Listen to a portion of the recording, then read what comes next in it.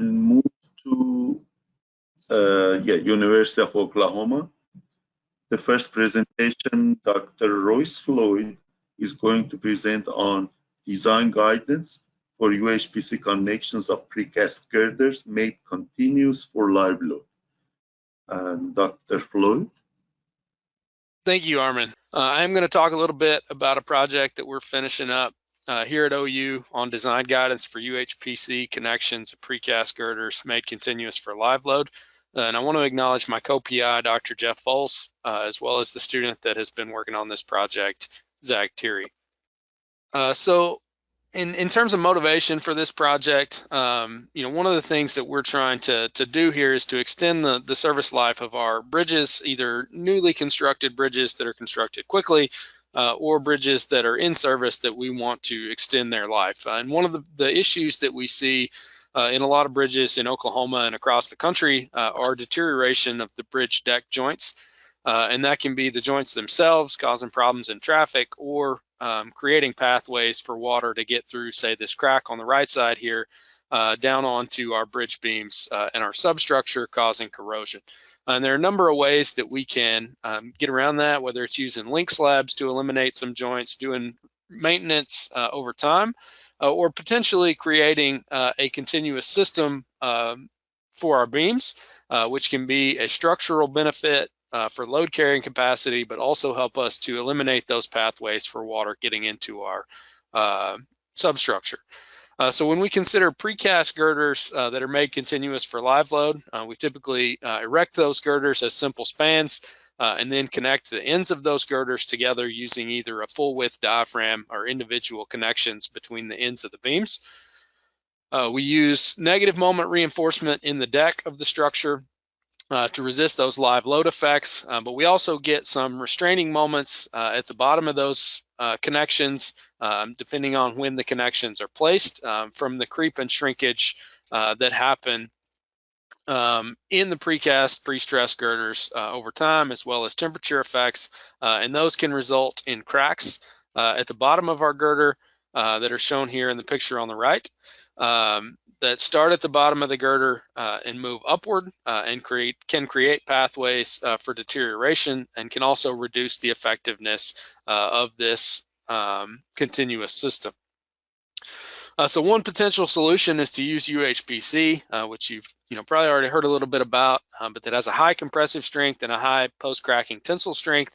Also strong bond to base concrete and short development length that make it a good candidate for this application of creating a structural connection between girders. It also has a very low permeability. It's resistant to freeze thaw, can last a really long time, and has the potential to increase the service life of our bridge, both by increasing the load carrying capacity as a structural connection, as well as the durability of the structure. And here we just have an example of some specimens that show we have, a crack like you would get in conventional concrete. The specimen fails immediately, but with UHPC, we include steel fibers that allow that crack to be held together to create some additional post-cracking tensile strength that could be very beneficial for these issues we've seen in continuity connections. So as part of this research, we've tied in some previous experimental work done at the University of Oklahoma, where we examined some of these continuous beam systems using a UHPC connection. We looked at a new construction and a potential for retrofit. These are some new construction specimens that were under construction where we had overlap between the reinforcing bars in the deck from each side, as well as extended pre-stressing strands and mild steel in the bottom of the connection that were used to create that positive moment resistance for induced restraining moments. There was no encapsulation at the end of the beam, so it's just end of beam to end of beam. The final specimen looked kind of like this after the UHPC placement. So we're using the benefits of UHPC to create those connection details within the joint. We also looked at a potential for a retrofit connection to where we had a simply supported system in place and we wanted to create it as a continuous system where we spliced the deck reinforcement using the short splice bars that are shown on the right. And then we created a restraint system at the bottom of the beam using some hooks that were embedded in the beam and some straight bars that were developed in the UHPC that did encapsulate the beam end in this case. You can see here that it was a more substantial block because we had the encapsulation of the end of the beam. And we tested both of these in a 2-span configuration with a support at the end of each beam with that connection kind of going between the middle supports. And then we loaded with a point load at mid-span of each girder, loaded those beams to failure using 2 load frames and hydraulic jacks that were put together in parallel. And we found that basically we could get about a 30% increase in load carrying capacity compared to a simple span system using the UHPC connection. We saw that for both the new construction as well as the retrofit type connection. Our DOT liked this idea, and so we did a field implementation in western Oklahoma where we actually took a 5-span bridge that had 3 continuous spans, and we were able to replace some of these continuity connections that had cracking from those induced restraint moments from creep and shrinkage that you can see here on 2 of the connections within the bridge. The DOT was rating this bridge as simply supported, even though it was designed as continuous because they had lost these connections between the girder ends. So in part of this process, they demoed the joints, left the original reinforcing in place, at least for the positive moment type connection. We did some instrumentation and load testing, and then we're able to cast UHPC because it's very flowable through about a 2.5-inch hole in the deck to replace those connections. And then we were able to do a follow-up load test to see that continuity was restored. And it's been very effective in the field. But with both of those projects, we had basically designed the reinforcement, and especially the restraining moment resisting reinforcement, based on the methods for conventional concrete and not necessarily incorporating all the benefits that we could get from UHPC and simplifying those connection details. So the objectives of the project that we're currently working on was to synthesize the data from that existing work with the literature on UHPC and UHPC connections to develop some design guidance for using UHPC to create live load continuity for precast bridge girders in either new construction or a retrofit, and then to produce some training materials in the form of design examples for actually doing that. So as part of this work, we started by doing an in-depth literature review of work that's been done in the US and internationally, just on live load continuity in general, as well as on UHPC connections to, again, try to synthesize existing information into some design guidance. And so we looked at, structural testing and modeling that have been done on continuity connections in the past, including some of the work sponsored by NCHRP that's tied into the current methods in AASHTO LRFD. And then looking at how to determine those restraining moments and the demands on our joint using potentially some simplified methods or a moment curvature analysis that have been presented in the literature and are described in the current AASHTO LRFD specifications. And most of that's not really going to be different if we're using UHPC. But then, the big thing is incorporating the material properties for UHPC, and there's a lot of information that's out there, a lot of studies that have been done by researchers across the entire world, but, just listing a couple from FHWA on various different UHPC mixes. We've done some work on non-proprietary mixes as part of the ABC UTC. So incorporating some of the data on different possible UHPC configurations that could be used. Also looking at the effect of steel fiber content on some of those properties and how that would affect the joint design as well. So here we just have a kind of an example of looking at tension strength as we change the steel fiber content, and we can see we get an increase as we increase the steel fiber content. But we do see a point of diminishing returns, mostly due to the workability of the mix. So tensile strength is one of those properties that's very important when we're considering cracking moment and cracking resistance of these joints. And then modulus of elasticity plays a big part when we're considering the stiffness of these joints and their effect on restraint in the connection. Probably the biggest thing or the biggest benefit that we get from UHPC, which is why it's used in so many connections, especially in ABC, is the short reinforcing bar development lengths that are required to gain the strength that we need. So previous research, has shown that we can get by with 8 times the bar diameter if we have adequate cover, 2% steel fibers, and aren't using unusually large bars. Otherwise, we need about 10 dB, which is still a very short development length. And again, as we look at effect of steel fiber content, which is shown here in the graph on the right, as we increase the fiber content, we see improvement in the bond strength, but we do kind of see a saturation as we get past 1 to 2% steel fibers. In these connections, we often use unstressed pre-stressing strand as part of the connections, and there are equations for stress in the strands for conventional concrete that come from previous research that was done in the 80s and 90s. And then there's been some work done in UHPC with steel fibers and synthetic fibers that found that with a 20-inch embedment for half-inch strand and a 24-inch embedment for 0.6-inch strand, you could actually break the strands, which is, again, a short embedment for those pre-stressing strands. So once we had kind of examined what's available in the literature, we looked at current design practice for these types of continuity connections using conventional concrete.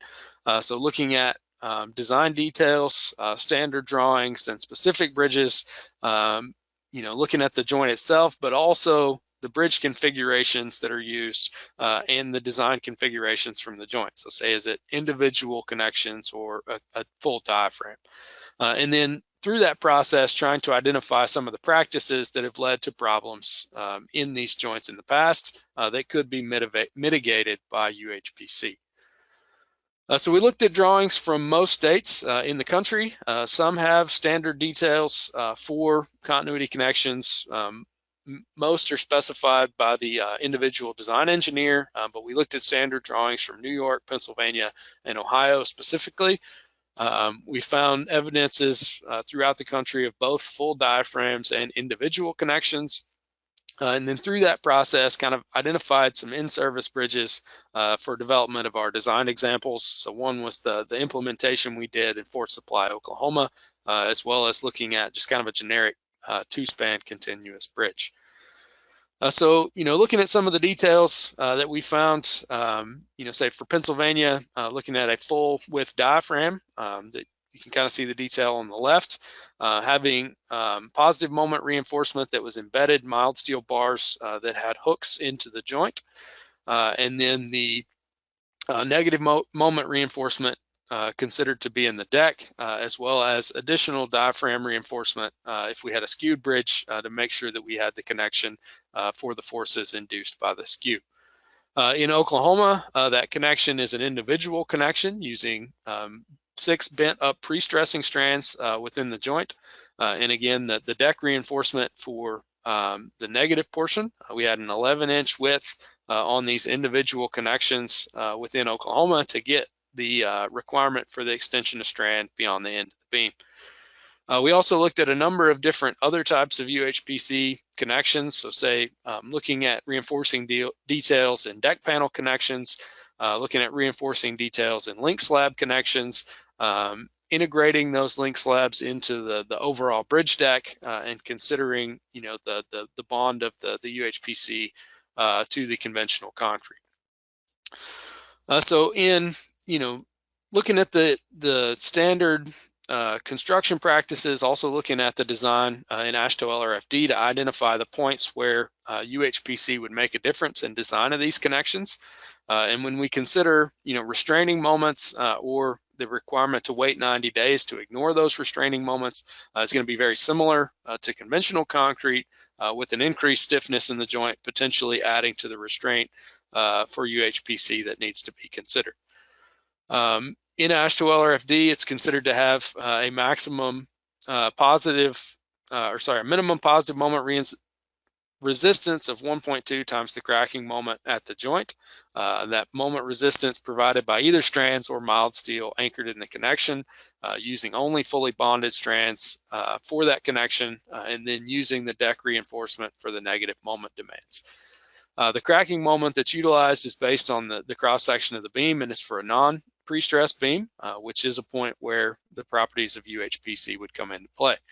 And again, what's shown to be effective in the current methods is when the bottom of the joint is in compression, when dead loads, time-dependent effects, and 50% of the live load are in place, or if 90 days have passed before the beams are connected. So again, these are places where UHPC may have some benefit in providing better performance of the connection. In terms of the positive moment reinforcement, again, it's going to be based on those restraining moments, or 0.6 times the cracking moment of the joint, according to the current methods. And again, the restraining moment calculation is going to be very similar when we consider UHPC for the joint, but the cracking moment may be very different because of the increased tensile strength of the UHPC. In terms of current provisions for mild steel, typically we're going to use a 90-degree hook or straight bar development, and again, where UHPC would benefit us in allowing us to use those straight bars. So in synthesizing that design guidance, we're trying to take those differences and apply the properties of UHPC. So again, considering those shorter allowable bar and strand developments when we have the high strength, high bond resistance of UHPC. Looking at the cracking resistance for the UHPC that can be modeled by some of the predictions that are available in the literature, some of those that we have examined with test data here at OU and elsewhere, and then also being able to predict the modulus of elasticity to get the stiffness of that joint, which is very different than the predictions that are currently in AASHTO LRFD for concrete up to 15,000 PSI. And then, Dr. Floyd, sorry, can you please wrap up in a minute? I can do it, Armin. Another is calculating the flexural capacity of that joint using UHPC, which is in AASHTO guidance that's expected to come out in the next year or so, but that other countries have, design guidance on the stress distribution within UHPC to get that moment capacity. So kind of we're finishing up the design guidance and the training materials that will be included in our final report and deliverables. And kind of our conclusions are that the UHPC does have benefits in designing these continuity connections. We're able to compare the methods developed to previous experimental work, and then are extending this project into actually testing designs that are made using the guidance that we're coming up with. So I apologize for the issues and being a little delayed in getting started, but if you have questions, you can feel free to email those to me and I'll get back to you. Thank you very much, Dr. Floyd. Again, questions, yes, please forward it to Dr. Floyd. But just one comment I make is that I had the chance about 20 some years ago to work on projects that was directly related to this, the continuity and positive moment that supports, etc. I know how important, how common is this problem and how effective is the solution for that. Thank you very much for the great presentation. Thank you.